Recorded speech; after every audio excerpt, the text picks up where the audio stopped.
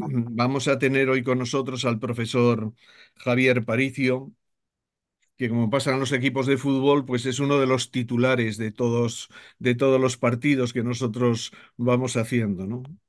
Bien conocido para todos los que hayáis podido seguir la trayectoria de Redu en los últimos años.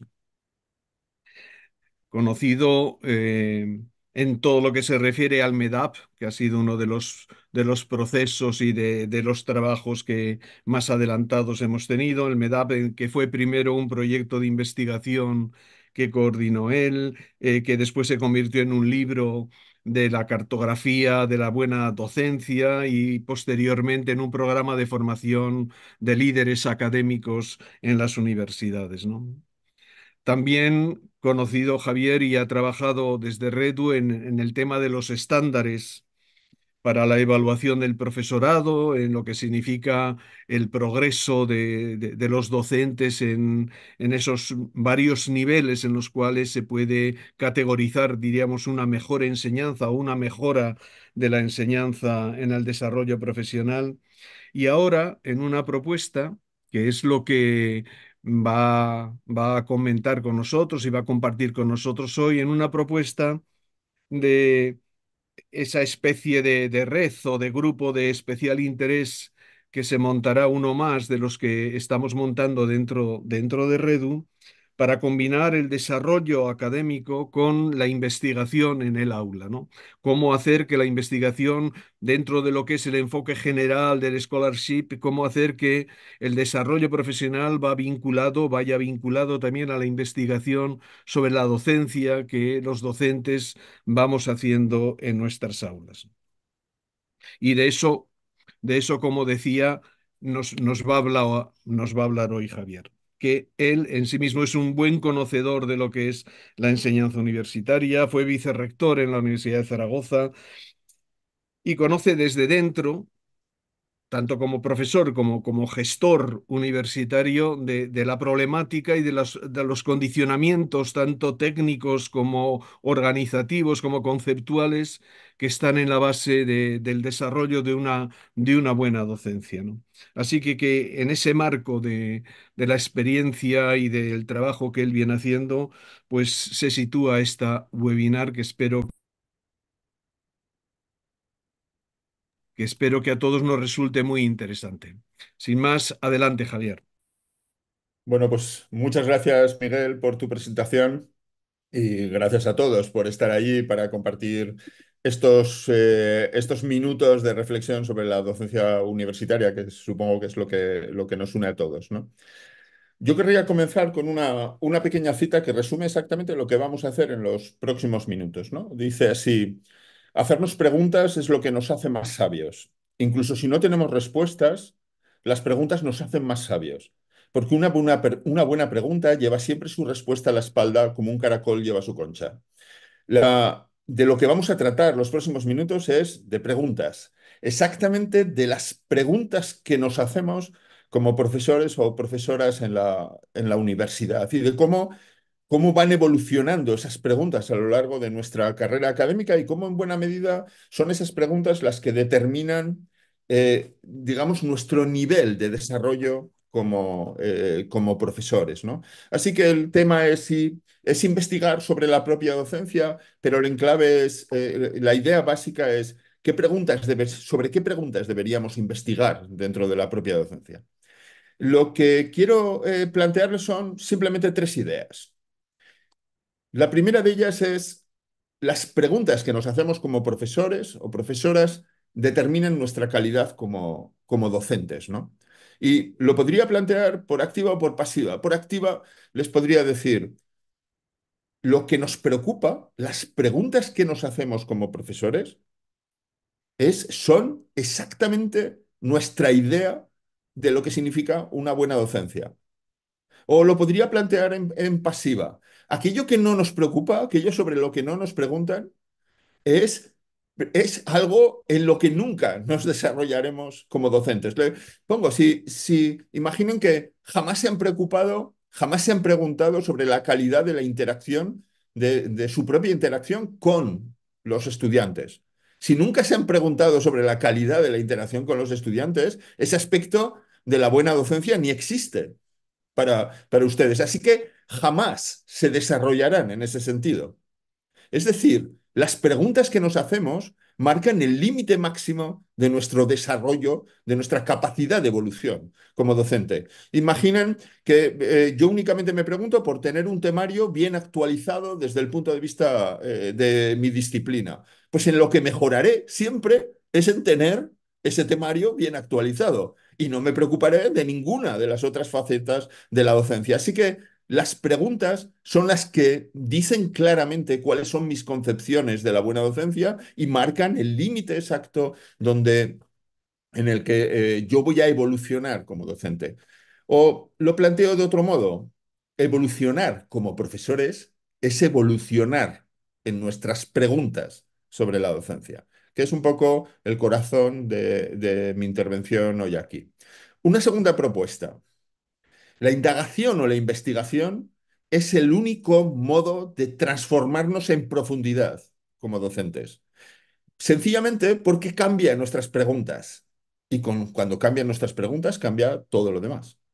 Les explico, cuando en una actividad le propongo a un grupo de profesores y de profesoras que se pongan a indagar o investigar sobre un aspecto de su docencia insertándose en una determinada línea de investigación, lo que está ocurriendo es que esa línea de investigación les está prestando unas preguntas determinadas que van acompañadas de un determinado marco teórico y conceptual, desde el cual, cuando empiezan a investigar, comienzan a mirar su aula de una manera completamente nueva, en realidad, de la manera en que la mira esa línea de investigación. O dicho de algún modo, lo que ven comienza a estar filtrado por los conceptos que vienen de esa línea de investigación. Y diré que no hace falta investigar en un sentido formal para sacar una publicación, un paper en una en determinada revista. No, no. Bastaría con indagar. Por eso he colocado allí indagación e investigación. Siempre que indagando nos situemos en una determinada línea de investigación, lo que quiere decir en un marco teórico determinado, en unos conceptos que son los que van a modelar nuestra forma de interpretar lo que pasa en nuestras aulas. Así que cuando hago un trabajo de investigación en una determinada línea, se transforma mi forma de interpretar. Hay una cita que a mí me gusta mucho también porque cita a Elliot Eisner, que es uno de mis autores favoritos. Dice, una enseñanza significativa y efectiva requiere la capacidad de ver lo que está ocurriendo en clase. Y ver no es lo mismo que mirar. Como señala Eisner, cualquiera puede mirar, pero ver requiere un ojo esclarecedor.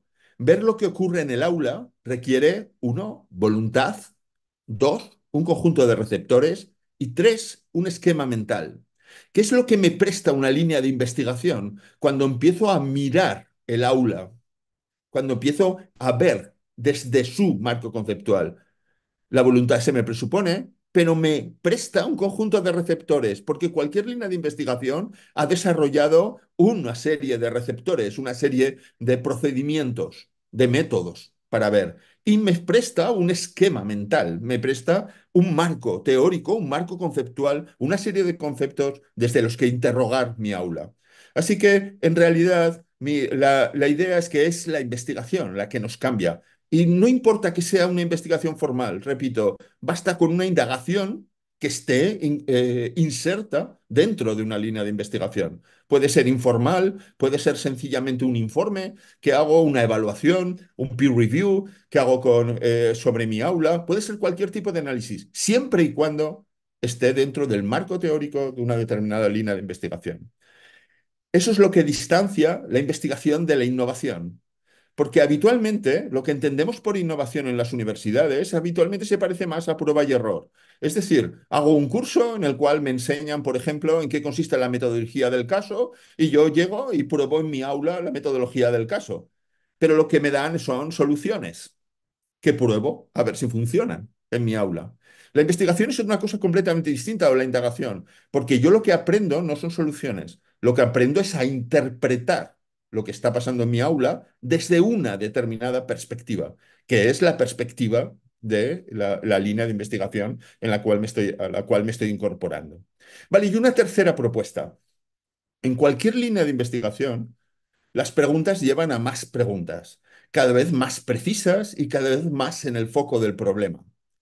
Pero cuando hablamos de investigar sobre la docencia, lo que se observa es que conforme en todas las líneas se va avanzando, en la raíz siempre están las preguntas sobre los estudiantes. Es decir, es la capacidad de cuestionar e interpretar lo que los estudiantes hacen lo que marca nuestra diferencia como docentes. O dicho de otro modo, las preguntas que de verdad valen la pena, las preguntas que señalan nuestro máximo desarrollo como docentes, son siempre preguntas sobre los estudiantes. No son sobre los métodos, no son sobre la enseñanza, son siempre sobre los estudiantes, sobre cómo piensan y cómo hacen y qué es lo que hacen los estudiantes. ¿Vale? Esas son mis tres propuestas para hoy. No las voy a tratar una detrás de otra, sino las tres a la vez, ¿no? Vamos a ir viendo cómo se van desplegando. Lo primero que querría mostrarles es esos diferentes tipos de preguntas en vivo, con testimonios literales de lo que dicen diferentes profesoras y profesores, ¿no? En un primer nivel hay profesores que hablan de este modo, ¿no? O una profesora con 3 años de experiencia decía lo siguiente, dice, nunca se está. La pregunta que yo les hago habitualmente tiene que ver, en algunos casos son preguntas que me resuelven escritas, o en algún otro caso es entrevista, pero la pregunta siempre es si te sientes suficientemente preparada para tu docencia y de qué querrías saber más, qué te preocupa más, sobre qué querrías evolucionar, ¿no? Y una profesora decía esto. Dice, nunca se está suficientemente preparada, claro, pero sí me siento cada vez más confiada y segura con la materia. Ciertamente en un inicio, la falta de conocimientos en todas las materias de la asignatura resultaban y continúan resultando una preocupación en mi práctica. Soy consciente de que yo misma relego determinados aspectos en los que soy menos especialista.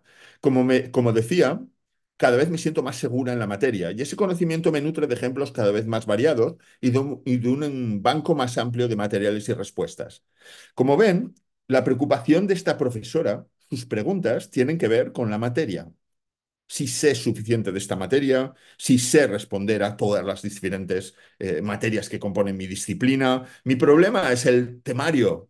Es una preocupación que todos hemos sentido cuando iniciábamos la docencia. ¿Estoy suficientemente preparado? ¿Sé suficientemente de esto? ¿Puedo responder cualquier cosa que me puedan preguntar? Mi preocupación es sobre la materia, no es sobre nada relacionado con con la docencia.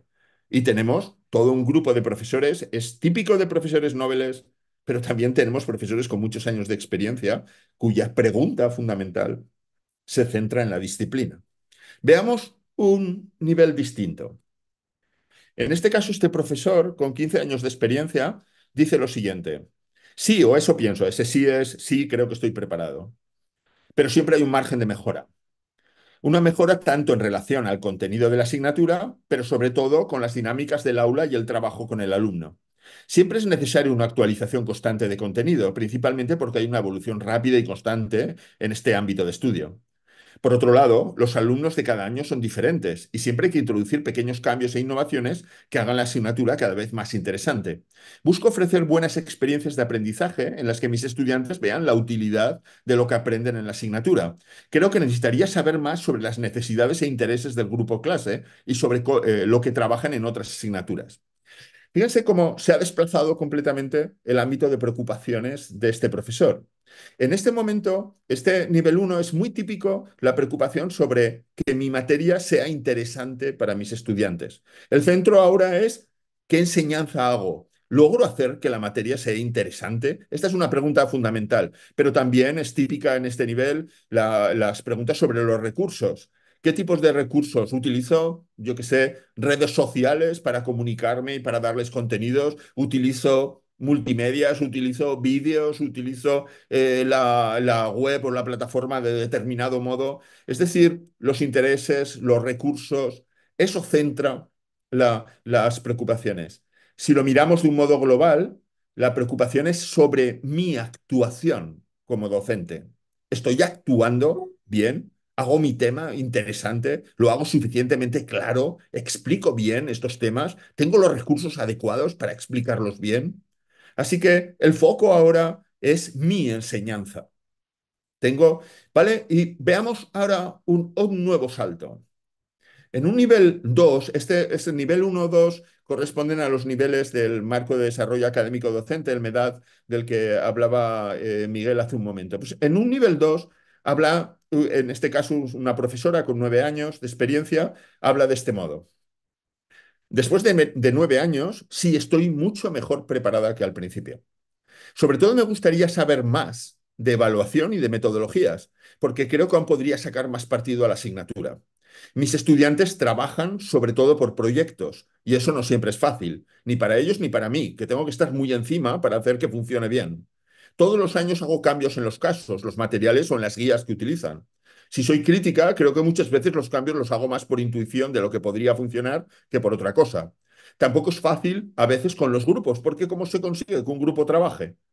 Y luego está la evaluación, que en el caso de los proyectos siempre es difícil y siempre tengo la sensación de que no está claro qué estoy evaluando exactamente.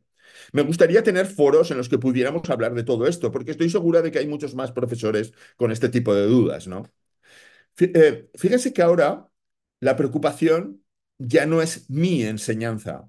La preocupación es qué están haciendo los estudiantes. La preocupación es la tarea de los estudiantes y cómo hacer que esa tarea funcione mejor. Cómo hago que los grupos funcionen mejor. Cómo hago que los casos sean cada vez más operativos y funcionen mejor, impliquen más a los estudiantes. Cómo hago para evaluar esos casos y que la evaluación sea realmente un motor de aprendizaje dentro de los casos. Mi pregunta es sobre la enseñanza, pero en el sentido del hacer de los estudiantes. La pregunta ya no es lo que yo hago como estudiante, sino si les estoy proponiendo hacer a los estudiantes lo correcto. Así que en este caso estamos en medio entre lo que es mi preocupación es la enseñanza, sí, es lo que les propongo hacer. Ya no es lo que yo hago, sino lo que les propongo hacer. Y ese es lo que caracteriza un nivel, este segundo nivel 2, ¿no? Y hay un nivel tercero, ¿no? Donde veamos cómo las preocupaciones se desplazan. Dice, en este caso es una profesora con 23 años de experiencia. Dice, a mis estudiantes cada vez parece que les cuesta más llegar a dominar aspectos que son esenciales en la asignatura. Con el paso de los años hemos ido reduciendo lo que trabajamos en clase y nos hemos ido concentrando en muy pocas cosas que creo que son las más importantes. Aún así, lo que veo es que no terminan de dominarlas. Mi compañero de asignatura y yo tenemos preparados una colección de casos y problemas de marketing centrados en esos aspectos importantes de la asignatura y los vamos retocando año a año. Son casos que tienen siempre problemas difíciles que generarían mucho debate en un equipo profesional, pero que también son muy interesantes. Lo que vemos es que hay muchos estudiantes que no se plantean siquiera el problema, como si no lo vieran. Parecen esperar a que les demos la solución. No lo acabo de entender y me intriga. Quieren ser profesionales del marketing, pero no quieren ponerse a pensar sobre problemas de marketing. Es como esto cómo se explica. Resulta bastante frustrante y te plantea todo tipo de dudas e interrogantes. Fíjense que ahora, mientras en el caso anterior la profesora estaba centrada en cómo diseñar sus actividades, lo que les propone hacer a los estudiantes, en este caso el problema ya no es el diseño. El problema es la actividad de los estudiantes. ¿Cómo están los estudiantes enfrentando su propuesta? ¿En qué están pensando? Esta sería la pregunta que resume esta intervención. ¿En qué están pensando? Les proponemos hacer esto y sin embargo hacen esto. ¿Por qué? ¿Por qué hacen lo que hacen? Ya no se trata de qué les propongo hacer. La pregunta ahora es, ¿por qué hacen lo que hacen? Y vemos cómo se ha desplazado completamente. Si hacemos un esquema, lo que tendríamos es que en un primer nivel cero básico, antes de preguntarnos por la docencia, la pregunta es, ¿sé lo suficiente? ¿Qué debería enseñar? ¿Está actualizado mi temario? La pregunta es el temario. En el segundo nivel me pregunto, ¿cómo debería enseñar ese temario? ¿Qué tipos de recursos debería utilizar? ¿Cómo lo podría hacer más interesante? ¿Cómo podría explicar más claro? Así que mis preguntas van sobre mi enseñanza. En un tercer nivel, la pregunta es, ¿Qué deberían hacer los estudiantes? ¿Qué método puede ser más efectivo? Este segundo nivel, para nosotros en el MEDAP el segundo nivel, este segundo nivel es el nivel metodológico por excelencia, ¿no? Y podríamos decir que en estos momentos, en el caso de la Universidad Española, es un poco el nivel, no sé si es el nivel dominante en el que estamos, ¿no? Quizás estamos entre el 2 y el 3, ¿no? Realmente, pero es un nivel bien conocido en la Universidad Española como objetivo, ¿no? Para hacerlo. Pero hay un último nivel, que es cómo afrontan los estudiantes la tarea. La pregunta sobre los estudiantes, cómo la piensan y sienten. Si analizamos estas cuatro preguntas, para hacerlo lo que vemos es que la primera pregunta va sobre la materia, sobre la disciplina. El resto, sobre el proceso educativo. Del resto, es decir, del 1, 2, 3, numerémoslo 0, 1, 2, 3, la primera va sobre la enseñanza y el resto sobre el proceso de aprendizaje. Y si miramos los dos últimos, la 2 va sobre la tarea de aprendizaje y la última va sobre los estudiantes en su proceso de aprendizaje, que hay mucha diferencia entre una y otra, y es un salto difícil de dar para el profesorado. Es curioso porque este nivel de preguntas, si cogemos sobre todo las tres últimas, lo que nosotros llamamos nivel uno, 2 y 3, para hacerlo, se refleja muy bien también en la evolución de la propia investigación que nos serviría. De hecho, ¿cómo se debería enseñar? Es la pregunta típica de toda la investigación conductista de los años 50, 60, incluso 70. Yo querría romper una lanza por esta investigación que normalmente en las facultades, sobre todo en las facultades de educación, se suele casi asociar a lo malo, ¿no? Lo conductista. Yo creo que la investigación conductista nos enseñó muchísimo sobre la enseñanza, sobre las secuencias de enseñanza, sobre el diseño de los procesos de enseñanza. Nos enseñó muchísimo, pero lo que nos enseña sobre todo es sobre la enseñanza. Y también aquí está la idea de aprendizaje significativo, de una raíz más cognitivista, ¿no? La idea de un aprendizaje significativo como la estructuración del conocimiento tiene que ver, claro, con cómo debería enseñar, cómo puedo enseñar para que los estudiantes para facilitar un aprendizaje significativo a los estudiantes, para que los estudiantes estructuren lo que hay allí, o por ejemplo todo lo que llamamos aprendizaje multimedia, toda la investigación que hay sobre la imagen, los multimedia, etcétera, todo tipo de recursos, ¿no? Al final lo que está detrás también en muchos casos es toda la teoría del procesamiento de la información, toda la investigación. Así que estas serían las ramas que están detrás de esa pregunta. En la segunda pregunta hay sobre todo un gran tronco de investigación, que es la investigación sobre la transferencia, sobre el problema, el inmenso problema de la transferencia. Ahora iremos a ello. Por supuesto, está toda la inmensa cantidad de investigación sobre metodologías activas, sobre metodologías colaborativas, sobre evaluación. Toda la gran investigación metodológica está aquí. Y en el último punto está, por supuesto, toda la investigación sobre el cambio conceptual, sobre cómo la gente comprende y llega a cambiar sus concepciones sobre las cosas, toda la gran, ese gran paraguas de investigación sobre autorregulación, la investigación norteamericana, sobre todo, ya mundial, sobre student engagement, todo lo que son enfoques de aprendizaje, aprendizaje profundo, aprendizaje superficial, los learning approaches, y por supuesto toda la investigación sobre el razonamiento experto, los conceptos umbral, etcétera, etcétera, ¿no? Así que en las tres preguntas tenemos núcleos de investigación que alimentarían cada una de esas preguntas. Lo que podríamos decir es que es la investigación del último de los cuadrantes la que es predominante ahora como investigación. No es que una haya sucedido a la otra.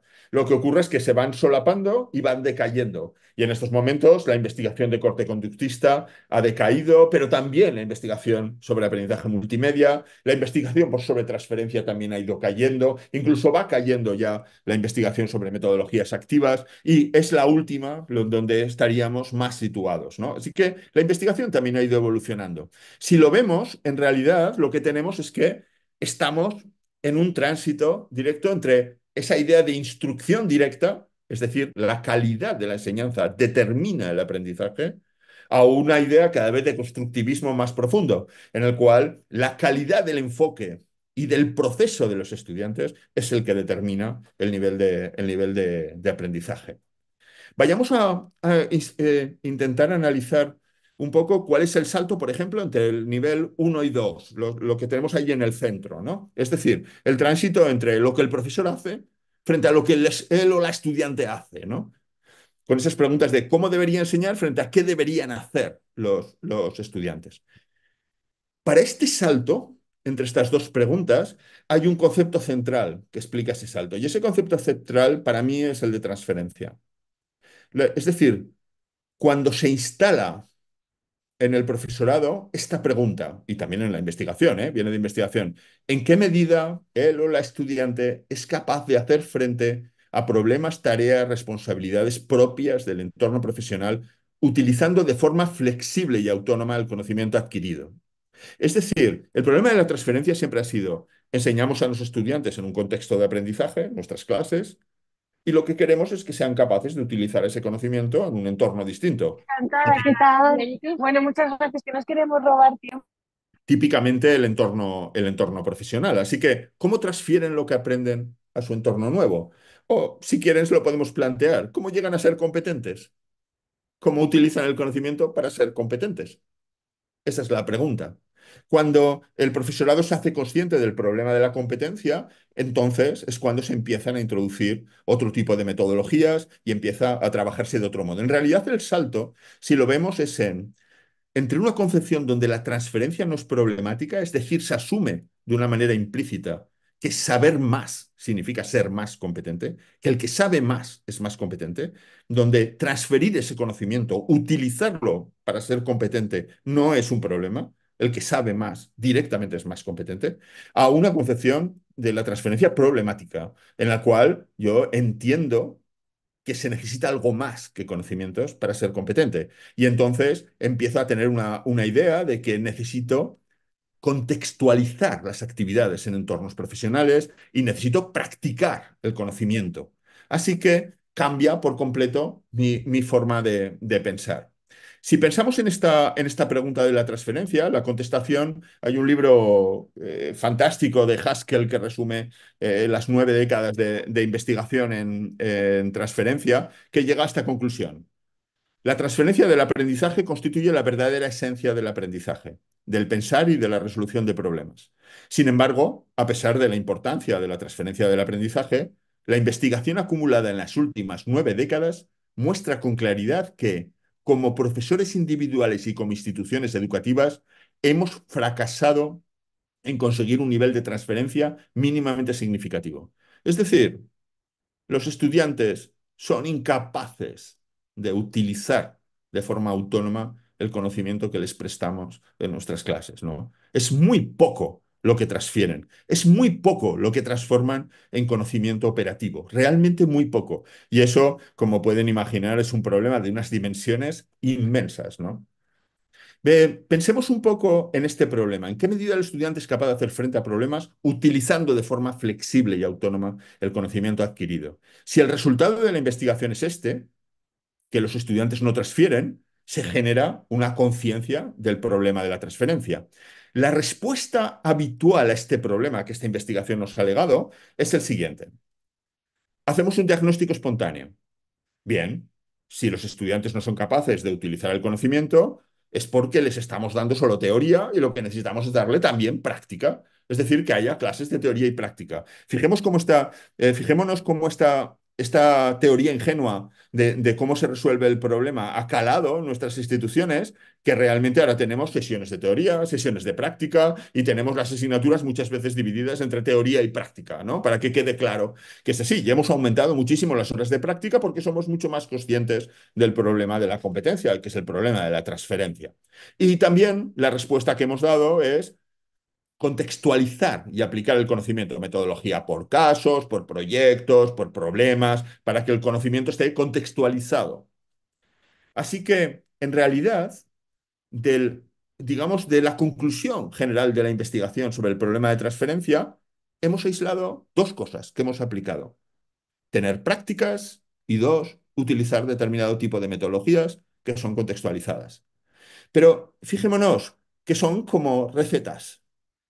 Hemos hecho cursos, hemos hecho proyectos de innovación, en los cuales hemos puesto en marcha casos, hemos puesto en marcha proyectos y hemos puesto en marcha todo tipo de prácticas.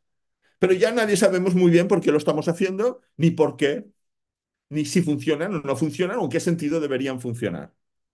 Lo que tenemos es que se supone que esto resuelve el problema de la competencia, lo cual es poco cierto, en realidad, porque casi nadie está investigando en realmente a través de mis casos, los estudiantes están llegando a ser más competentes que en otro sitio. Nadie está mirándolo. Ahora pensemos desde un punto de vista de investigación, que es la propuesta. Pasemos a hacer investigación desde la línea.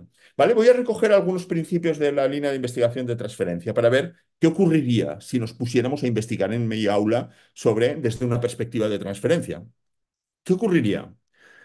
Una de las preguntas esenciales de la investigación sobre la transferencia es la naturaleza de la transferencia, es decir, cómo funciona la transferencia, cómo ocurre que a los estudiantes les dé un determinado modelo teórico y luego sean capaces de resolver un caso práctico utilizando esa teoría que les he dado, o cómo funciona si yo les pongo un ejemplo, un caso práctico, y les doy luego otro ejemplo problema. A ver, ¿cómo funciona eso, no? ¿Qué tipo de operación mental hay entre uno y otro? Cómo debería darles el caso primero para que luego sean capaces. Así que empezamos a preguntarnos sobre qué tipos de transferencia hay. Lo que encontramos, claro, la investigación ha ido teniendo sus conclusiones, es que hay muchos tipos diferentes de transferencia, no uno, sino muchos. Y que hay muy diferentes formas de transferencia que plantean problemas muy distintos. Pensemos en el caso más común, el que casi nos viene a todos en la cabeza, que es de un modelo teórico abstracto a la aplicación, le solemos llamar aplicación, a un caso concreto. ¿Cómo alguien llega a ser capaz de utilizar la teoría para resolver un caso práctico? ¿Qué debe hacer? Lo que sabemos es que debe extraer la estructura del caso concreto para mapearla, para proyectarla sobre la estructura de la teoría. Si no entendemos cómo se produce, estamos perdidos, porque pensamos que el caso o la teoría, porque haga luego un caso práctico, ya funciona porque sí. Pero no, tengo que entender cómo funciona, que es exactamente donde empieza la investigación sobre la transferencia. ¿Cómo funciona? Se llama razonamiento a reglas, ¿no? ¿Cómo funciona el razonamiento a partir de principios, ¿no? Para hacerlo. Así que me doy cuenta de algo. Yo cuando estudiaba en bachillerato, me acuerdo de un profesor de física que tenía, aquí utilizamos una palabra en Aragón que es rebordenco, ¿no? Y esta persona era tremenda porque en vez de poner los típicos problemas de física que eran, recuerden, un tren parte de Madrid con una velocidad de no sé cuánto, con una masa de no sé cuánto, y entonces tú ibas a la cabeza y decías, ¿qué fórmula tengo yo que tenga? Velocidad, masa y no sé qué. Y entonces cogías la fórmula, aplicabas los datos que te habían dado y resolvías. Pero este profesor, que era tremendo, ponía un montón de variables que no entraban para la resolución del problema. Nos metía muchísimo ruido en el problema. Y eso hacía imposible y nos volvía absolutamente locos. ¿Qué es lo que está haciendo? Lo que está haciendo al introducir ruido es que hacer más difícil la proyección de la estructura de la teoría sobre la estructura del problema. O dicho de otro modo, tengo que entender mucho mejor, con mucha más profundidad, la estructura de la teoría para poder resolver el caso concreto. De hecho, sabemos que, por ejemplo, en la enseñanza médica, si yo coloco una narrativa de un caso muy esencializada, donde tengo directamente estos síntomas, el estudiante rápidamente coge su estructura de esta patología y hace ¡pum! Vale, pues es esta patología. Pero si cojo el caso y empiezo, y es, por ejemplo, un actor paciente que empieza a meter todo tipo de ruido, todo tipo de cosas, nuestros estudiantes fracasan porque ya le resulta mucho más difícil entender la estructura del problema frente al conjunto a la estructura de la teoría. Así que toda la investigación sobre transferencia, meternos a investigar sobre transferencia, empieza a ser empezar a investigar cómo los estudiantes logran identificar la estructura de un caso y cómo logran proyectarla sobre la estructura de una teoría. Así que nuestro problema, ahora sí que tenemos un problema de investigación en condiciones sobre la transferencia. Ya no solamente estoy haciendo un caso, ya no solamente estoy adoptando metodología de casos, estoy empezando a entender cómo funciona mi caso y por qué plantea problemas a mis estudiantes este caso. Y eso es lo que hace la investigación. Me pone a trabajar para interpretar lo que está ocurriendo. Y hay muchas otras formas de teoría. Es muy distinto cuando yo trabajo no de teoría a caso, sino de caso concreto a caso concreto, lo que llamamos razonamiento analógico, donde vemos que los problemas de los estudiantes son de corte completamente distinto, porque a veces hacen analogías en función de variables completamente anecdóticas que no tienen sentido, o simplemente los vemos trasladar la solución de un lado a la solución de otro. Y dices, ¿no te das cuenta de la diferencia entre los dos casos? Tendrás que adaptar la solución. La solución no la puedes coger tal cual, tienes que adaptarla a la nueva situación. Así que entendemos perfectamente cómo funciona eso, o hay muchos otros tipos. La transferencia en la investigación sobre transferencia ha ido identificando muy diferentes formas de transferencia. Y también lo que llamamos distancia entre el contexto de aprendizaje y el contexto de transferencia. Si yo te muestro el modelo teórico de cómo tomar la tensión y de inmediatamente tienes que hacer un caso, es una transferencia relativamente cercana, es una transferencia de aplicación. Pero cuando yo les pregunto a mis estudiantes de historia, digo, les pongo, se ha publicado un titular de periódico en el cual se dice que la invasión de Ucrania por Rusia genera una situación como la Primera Guerra Mundial. ¿Es verdad esto? Y le pregunto a mis estudiantes de historia. ¿Tienes razón o es pura demagogia? ¿Qué está ocurriendo? Entonces, es una transferencia muchísimo más lejana, porque mis estudiantes tienen que empezar a pensar todas las causas que convergieron y cómo los factores causales de la Primera Guerra Mundial contribuyeron a la guerra y si esos mismos mecanismos causales están operando sobre la guerra de Ucrania. Y es un proceso infinitamente más complejo de comparación.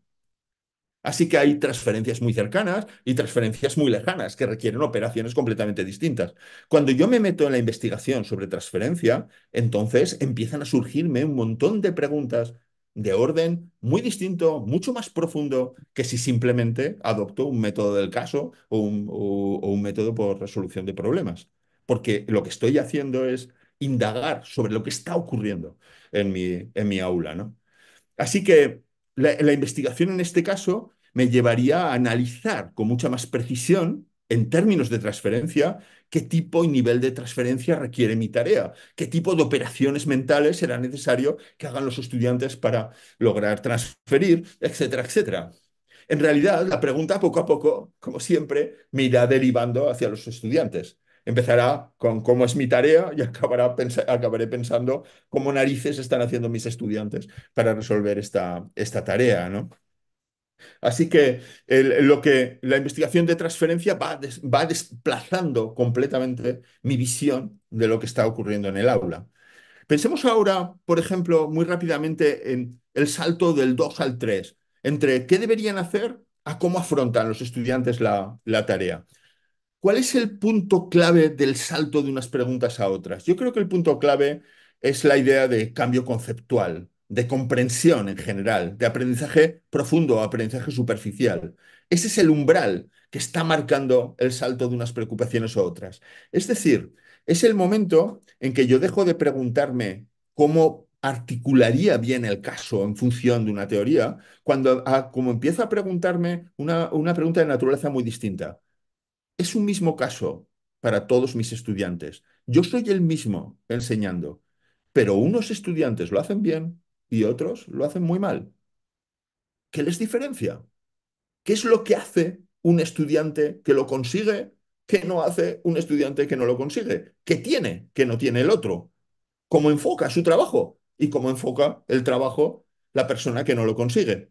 Así que, de repente, todas las preguntas han comenzado a desplazarse completamente. Y empiezo a descubrir, por ejemplo, que hay muchos estudiantes que sencillamente no llegan a comprender, no llegan a resolver el problema, sencillamente porque no lo intentan, porque están buscando una solución inmediata, una solución fácil que le resuelva. Así que voy del método al enfoque. Permítame acelerar un poquito aquí, ¿no?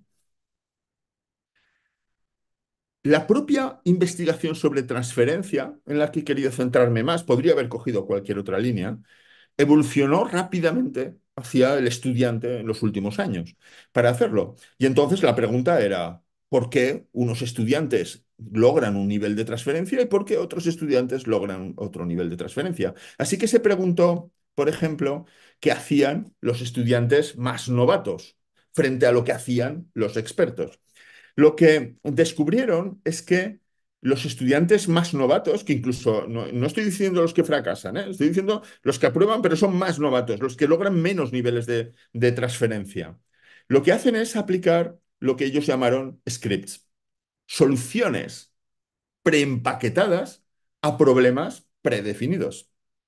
Lo veíamos, por ejemplo, en la investigación médica, lo que veíamos es que un estudiante novato tenía una serie de esquemas sobre diferentes patologías y cuando les poníamos un caso donde debían transferir ese conocimiento, cogían, miren cada uno de estos esquemas como un pack de síntomas, pruebas diagnósticas, etcétera, una determinada estructura de conocimiento, así que cogen esa estructura de conocimiento, ven el caso, pum, proyectan y dicen, esto es una gripe A, o pum, esto es una tuberculosis. Así que lo que cogen es el script, inmediatamente diagnostican su problema. Esta utilización de scripts es habitual tanto en novatos como expertos, porque es increíblemente rápido y ocurre en todas las áreas, en todas las disciplinas. Hay scripts que nos permiten rápidamente aplicar una solución a un problema bien definido. Pero ¿qué ocurre cuando el problema no está bien definido? Y en nuestras áreas, las que son propias de la educación superior, casi todos los problemas, es difícil encontrar problemas que estén bien definidos.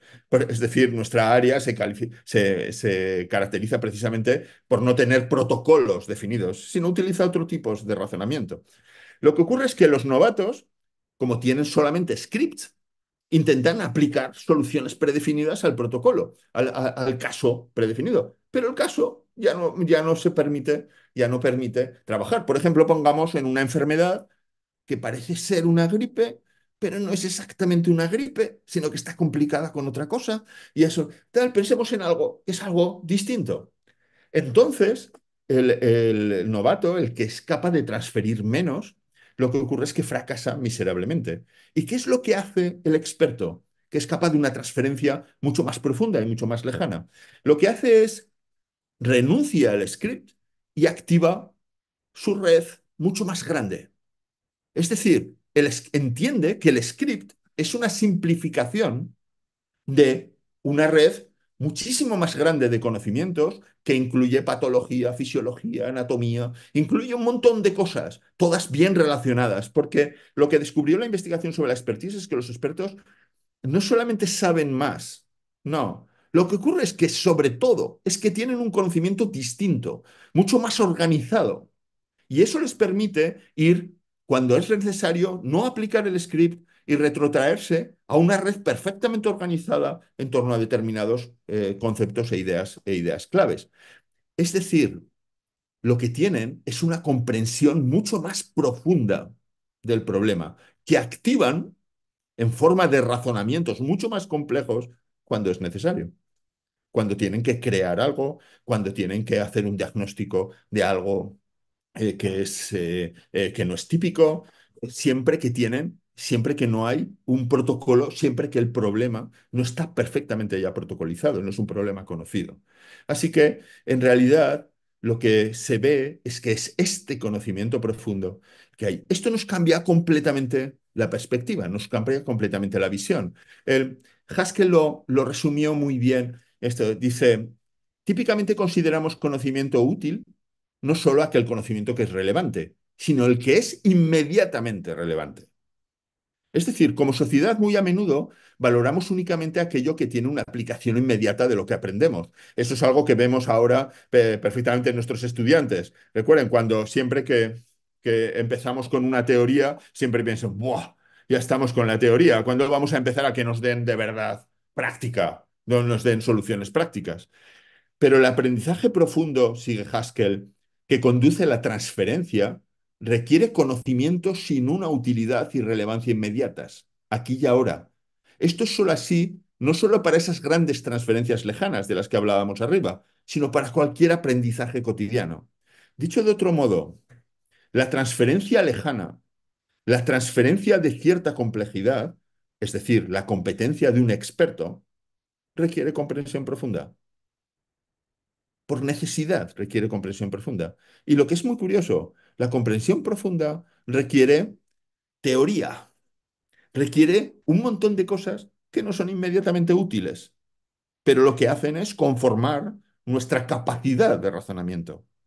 Digamos, en la propia investigación sobre transferencia, viajamos desde una idea inmediata que es, los estudiantes no saben utilizar, los académicos están en la Torre de Marfil, los estudiantes no saben utilizar ese conocimiento para llegar a ser profesionales competentes. Así que démosles prácticas, démosles conocimientos útiles inmediatos, démosles recetas, démosles scripts. Pero no, no consiste en eso. Démosle disciplina, démosles las disciplinas, démosle los conceptos disciplinares desde los que hemos construido nuestro conocimiento y en realidad desde los que hemos construido nuestro mundo. Tienen que comprender en profundidad esos conceptos y esas teorías. Y para eso se requiere conocimiento no útil. Es decir, conocimiento relevante, pero no necesariamente útil de manera inmediata. Se requiere otra cosa, se requiere otro tipo de procesos distintos. Y es importante entender dónde nos ha llevado la investigación en este terreno. Cuando el profesorado se introduce en esta línea de investigación más potente en los últimos años, lo que nos encontramos es que empieza a emerger todo tipo de preguntas distintas. ¿Cómo puedo saber el modo en que comprenden esta materia o el modo en que entienden esta tarea? ¿Por qué muchos no se plantean llegar siquiera a comprender y simplemente buscan respuestas inmediatas? ¿Qué concepciones espontáneas pueden tener sobre esto? ¿Cómo esas concepciones previas pueden condicionar el desarrollo de una comprensión experta? Es decir, empezamos a preguntarnos sobre el proceso mental de los estudiantes, en realidad también sobre sus experiencias, sobre el modo en que viven su aprendizaje. Nuestro rango de preguntas cambia por completo para intentar abordar una idea de competencia completamente distinta y para intentar abordar una idea de lo importante dentro del aprendizaje distinta, más evolucionada. Déjenme, por último, presentarles un caso de marketing para mostrarlo. Esto es una profesora de marketing que planteaba esta situación. El examen consiste en un caso muy básico, del tipo de los que hemos trabajado en clase una y otra vez y 4 preguntas breves. El caso, ¿vale? El caso del examen. Dice, se supone que son directores de marketing y tienen que tomar una decisión a partir de una serie de propuestas del equipo de marketing de su empresa. Se lo figuran, les plantean un caso y les plantean un equipo imaginario de directivos de su equipo que les están proponiendo respuestas. Dice, son en realidad casos muy sencillos en los que se les da un informe con ciertos datos del producto, del mercado, de posibles competidores, etcétera. Y tienen que decidir sobre la política de precios, de distribución y de ventas, de comunicación e incluso proponer algunos cambios en el producto. En clase hemos visto y hemos hecho bastantes casos de este tipo con muchas variantes. Es una persona que directamente tiene este tipo de metodología basada en casos, que es muy habitual en el ámbito económico, para hacerlo y van presentándoles todo este tipo de casos. Les he dicho muchas veces en clase que no importa la decisión que tomen, que lo importante es la explicación de su decisión. En esa explicación, en la argumentación que hacen, es donde se ve su análisis de cómo unas variables influyen en otras según las decisiones. Las preguntas del examen, están pensadas para ayudarles a pensar, porque son preguntas relacionadas de algún modo con el caso. Se les pide aclarar algunos conceptos, explicar algunas relaciones entre factores. Es una forma de ponerles sobre la pista en el análisis. Bien, lo que observa esta profesora, ¿vale?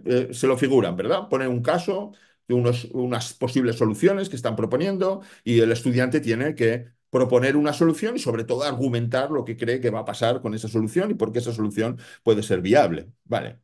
Dice, lo que veo es que muchos de ellos, de sus estudiantes, no profundizan apenas en la explicación, que es lo que importa. Las 4 preguntas, aunque las respondan más o menos bien, no parecen darles ideas. Las ven como preguntas de teoría independientes del caso. Y eso es extraño porque yo no les pido nunca que me cuenten tal cual lo que viene en los apuntes, sino que piensen un poco. Pero lo peor, y es lo más importante, son sus explicaciones de las decisiones que toman. Casi siempre dan explicaciones muy simples, del tipo, haría esto por esto, y ya está. Cuando ella está pidiendo todo su argumentación, que valoren las diferentes variables de marketing, es decir, que razonen, que piensen, lo que se encuentra es que ellos dicen, bueno, haría esto por esto, ya está. y se despachan así. Dice, lo que un experto haría es explicar su decisión a partir del análisis de todas las variables y de cómo las diferentes opciones propuestas responden a esas variables y a su vez incidirían sobre ellas. Por eso los casos tienen propuestas distintas, todas ellas con su sentido y razón de ser, y en casi todos los casos hay varias propuestas que podrían funcionar. Pero sus respuestas son de una simpleza desesperante, dice esta profesora. Este año hubo incluso un grupo que prácticamente me copió la explicación que les había dado yo en clase para otro caso que realmente no tenía nada que ver con el que les había puesto, ¿no? Y ahora es muy interesante porque esta es la visión de una de sus estudiantes que puso en su informe de evaluación. La estudiante dice lo siguiente, dice, las clases están bien, pero luego da igual lo que hagas. Si te quieres suspender, te suspende. No se lo digo yo, nos lo advirtieron hasta algunos compañeros del año pasado.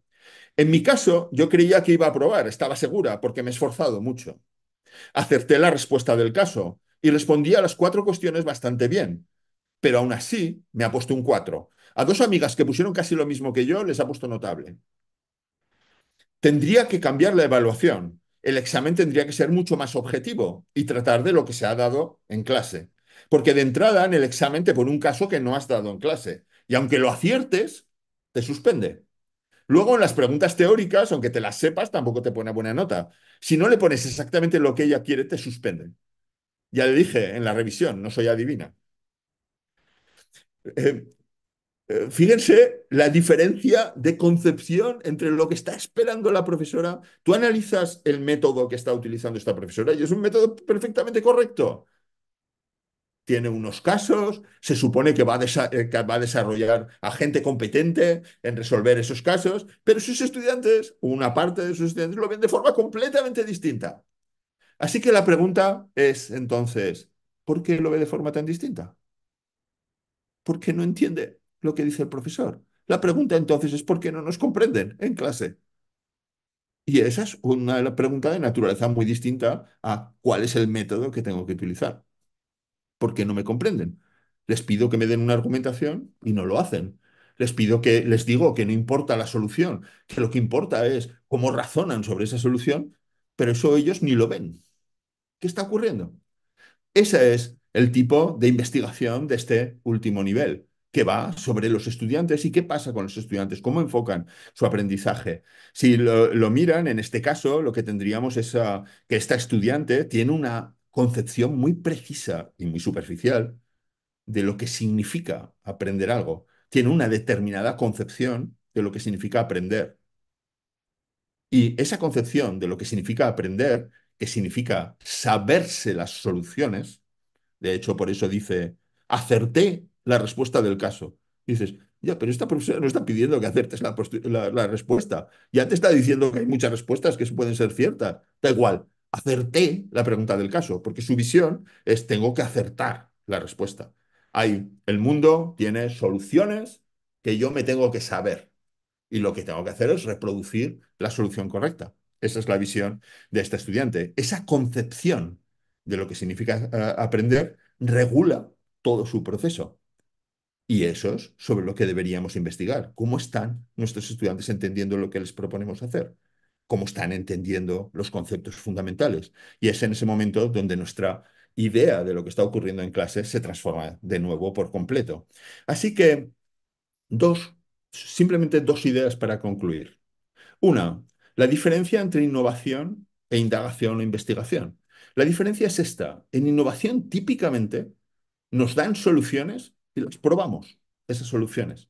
Prueba, voy a un curso de metodología por proyectos y digo, voy a probar, a ver si funciona, a ver si no funciona. Es puramente intuitivo, creo que esto me podría funcionar. Cuando me meto en indagación o investigación, la cuestión es completamente distinta porque me ofrecen un marco teórico y sobre todo unas cuestiones sobre las que interpreto lo que está ocurriendo en mi aula. Y en función de esa interpretación puedo ensayar soluciones. Pero lo importante es la interpretación que estoy haciendo sobre lo que está ocurriendo a partir de determinadas cuestiones y de determinados conceptos que me está prestando la línea de investigación. Y una segunda conclusión. Si miramos los 3 tipos de respuesta eh, que están centradas en la docencia, lo que nosotros en el marco de desarrollo académico docente llamábamos niveles 1, 2 y 3, Para hacerlo, lo que vemos es que en realidad las preguntas últimas son siempre sobre los estudiantes y que es la interpretación la que regula cómo debe ser mi docencia y no a la inversa. Así que, en términos de precedencia, la investigación sobre los estudiantes es más radical, es más profunda y me permite tomar decisiones de una manera mucho más fundada en mi docencia. Por eso es la propuesta de no solamente las preguntas definen lo que somos como docentes, nuestras preguntas, no solamente a través de la investigación, es como cambiamos nuestras preguntas y cambiamos cómo concebimos nuestra docencia, sino que son las preguntas sobre los estudiantes las que realmente nos llevan a un nivel de desarrollo docente más alto, ¿no? Y esto es un poco todo lo que quería comentarles, porque es un poco toda la explicación de esta primera cita que les había puesto. Hacernos preguntas es lo que nos hace más sabios, incluso si no tenemos respuestas. Son las preguntas las que nos hacen más sabios, ¿no? Y eso era un poco lo que les quería contar en esta tarde. Muchas gracias.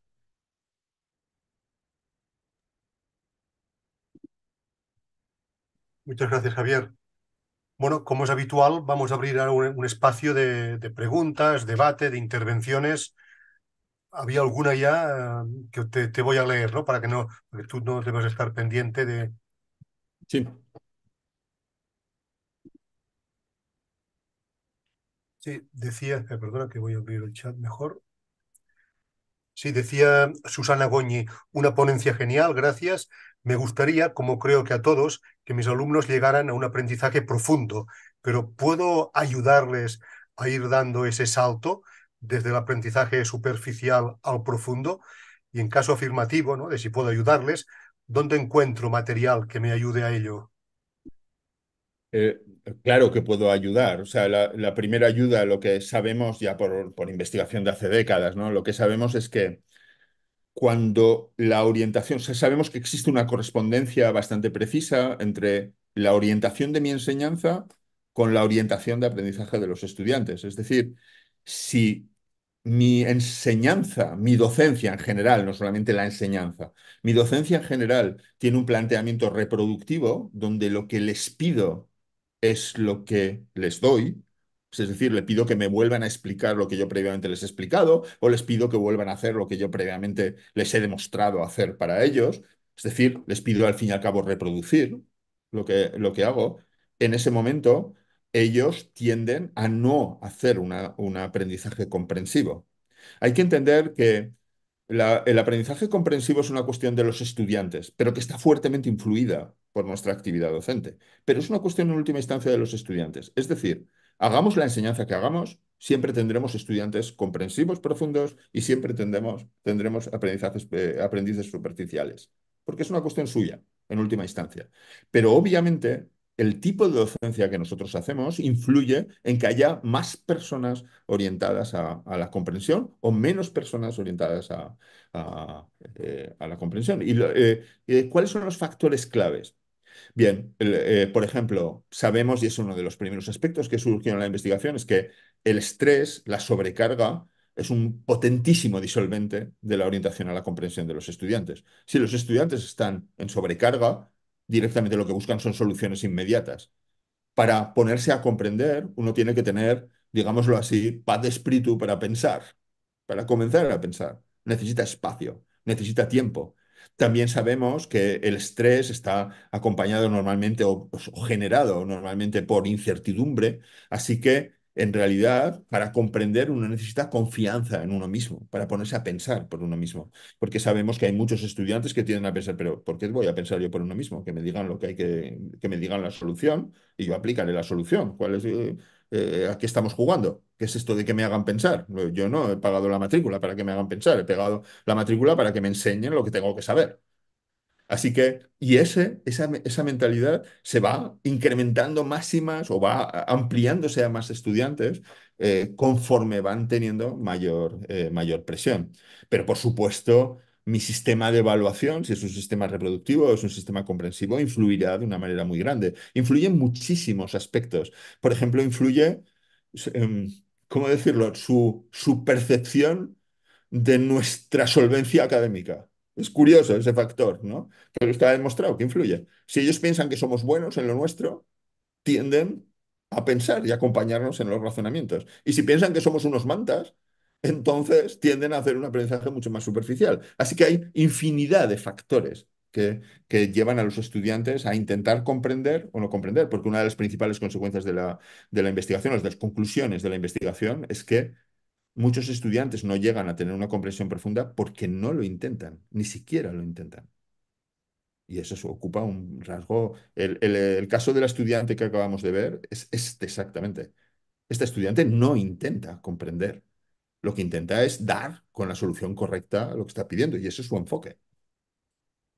Una pregunta al hilo precisamente de esta estudiante que no intenta, ¿no? Y de la profesora. Dice José Manuel del Barrio, una ponencia muy sugerente que nos invita a replantearnos muchas cosas. Pregunta al hilo del caso de la profesora. Para la corrección, ¿utiliza una rúbrica de evaluación que conozcan previamente los estudiantes? De ese modo es posible que no haya sorpresas en las calificaciones. Bueno, espera, te leo otra intervención, ya dos. Este salto a llegar al aprendizaje, dice, perdona, Jordina Coromina, este salto a llegar al aprendizaje profundo debe ser bastante imposible en la tarea solitaria de un profesor de una asignatura, ¿verdad? Debe ser imprescindible el trabajo en un nivel mayor, diversas asignaturas, implicación de la institución. ¿Qué crees?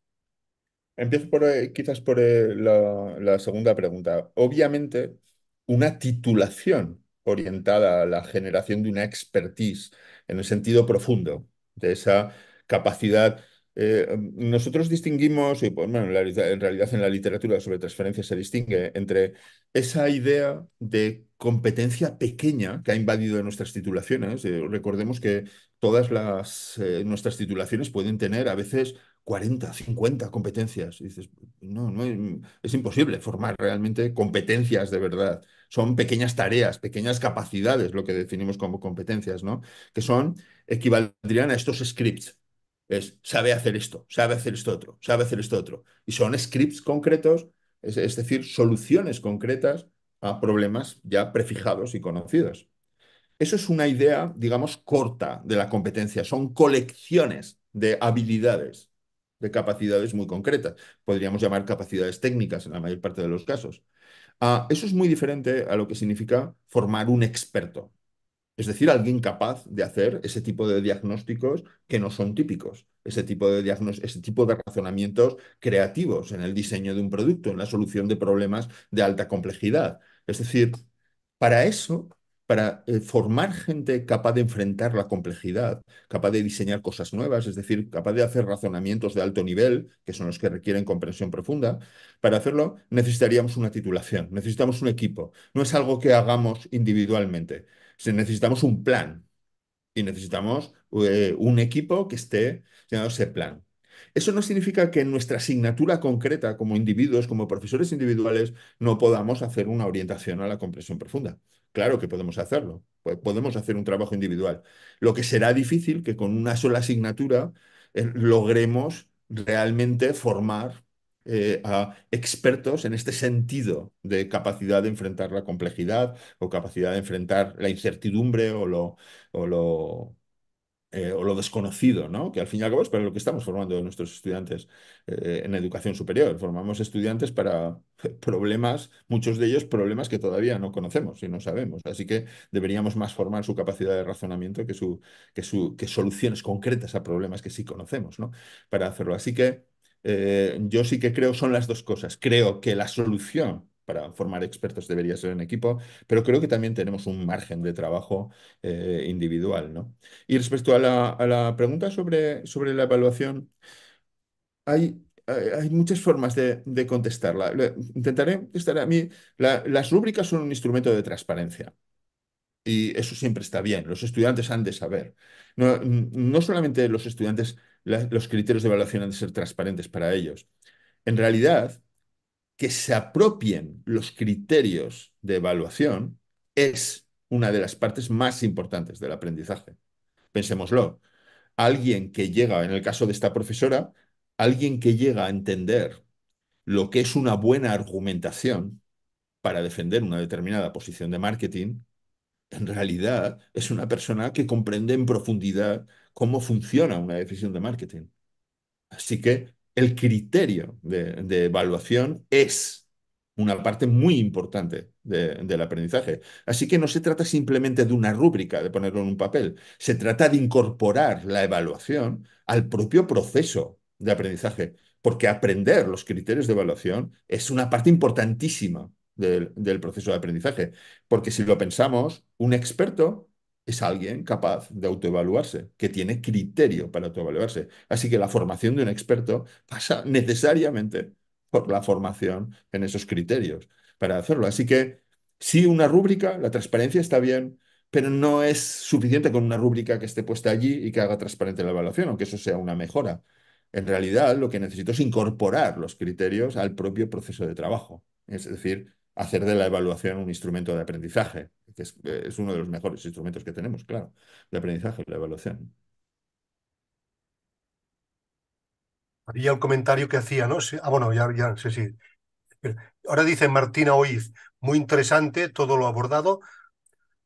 Dice, lo que yo veo es que damos por sentado que los estudiantes tienen una serie de destrezas de aprendizaje por el hecho de haber llegado a la universidad. Me refiero a la comprensión lectora, a la capacidad de razonamiento crítico, a saber sintetizar y encontrar la esencia de una cuestión, a pensar más allá, a leer entre líneas. Sin embargo, la realidad del aula es muy distinta, ¿no? Está haciendo una constatación de lo que, ¿no? Bueno. Ujú. Sí, sí, sí, no, no puedo estar más de acuerdo. En realidad, el problema es que los problemas de comprensión de los estudiantes o los problemas de cómo enfocan su trabajo habitualmente son opacos para nosotros, porque si les pedimos que nos vuelvan a explicar lo que previamente les hemos explicado, sus explicaciones tienen como un espejismo de que ellos piensan como pensamos nosotros. Es decir, si repiten, aunque sea con sus propias palabras, lo que nosotros les hemos dicho previamente, nos parece que razonan y piensan como nosotros razonamos. Pero eso no es cierto, simplemente están repitiendo lo que nosotros hemos dicho. Si rascamos un poco más y nos vamos a lo que llamamos un enfoque constructivo, donde lo que les pido va más allá de lo que les he dado, es decir, que tienen que razonar, tienen que elaborar algo para hacerlo. Entonces descubro la profundidad de esto que está diciendo esta compañera, porque lo que descubro es que realmente ellos son tienen muchas dificultades para elaborar, tienen muchas dificultades para razonar, incluso para nuestra frustración. Descubrimos que son a veces es difícil para ellos entresacar las ideas principales de un texto o tareas que nosotros pensábamos que estaban ampliamente superadas desde hace tiempo, ¿no? Pero yo creo que el mayor problema es la opacidad, es que el enfoque reproductivo que habitualmente tienen nuestras asignaturas, donde les pedimos básicamente lo que ya hemos hecho para ellos, que repitan, hace que sea opaco la dimensión del problema. María Trinidad Cutanda y luego Ares Cruz plantean algo parecido. Dice, muchas gracias, me parece interesantísimo, aunque es difícil luchar con el mantra de estamos muy estresados y no estamos acostumbrados a trabajar así, dicen los alumnos. El reconocimiento, en su caso, de la importancia de este aprendizaje profundo y comprensión profunda se produce al tiempo. Cómo ir motivándolos para luchar contra corriente. Y luego, dice Ares Cruz Hernández, si para que los estudiantes puedan lograr ese aprendizaje comprensivo necesitan, entre otros, tiempo para profundizar, pensar, etcétera. ¿Qué opciones tenemos como docentes para acompañarles si estamos ante una generación de estudiantado que trabaja a tiempo completo, pero además viven en la inmediatez, ¿no? Sí, Estas ideas del estudiante. sí, son preguntas muy, son muy acertadas y muy difíciles, muy extensas, ¿no? Pero intentaré, en el primer caso, debemos entender que si como profesores tenemos diferentes preguntas que vamos formulando, que corresponden a diferentes culturas docentes de lo que significa buena docencia, diferentes formas de entendernos como profesores, para hacerlo, los estudiantes también tienen sus culturas estudiantiles que han ido consolidando en toda su trayectoria académica, en primaria, secundaria, en bachillerato, así que llegan con una cultura determinada. Esa cultura, si vemos los niveles anteriores a la universidad, es una cultura esencialmente reproductiva. Los estudiantes Rara vez, siempre hay excepciones, siempre hay grandes profesores también en la universidad y en niveles anteriores a la universidad que hacen otras cosas, pero hay una inmensa mayoría que lo que les pide es simplemente memorizar información, memorizar datos, esa cultura reproductiva, y no les lleva, no les enseña realmente a pensar. Así que muchos estudiantes de éxito académico, al menos formal, en términos de calificaciones, son estudiantes que nunca han salido de la reproducción. Cuando yo intento un tipo de actividad distinta, ellos proyectan la cultura de cómo han tenido éxito. Como me decía una estudiante que una vez se plantó en mi despacho y me dice, Javier, tú dime lo que quieras. Soy una estudiante de matrícula de honor. Dime lo que quieras que me aprenda y yo me lo aprendo. Y claro, le dije, pues qué pena, porque realmente no hay nada que aprender como aprender en esta asignatura. Lo que necesitas es hacer este tipo de proyectos, ¿no? Para hacerlo porque es lo que te van a pedir en la vida real. Y esto requiere que te pongas a pensar sobre esto. No hay nada que te tengas que aprender por aprender.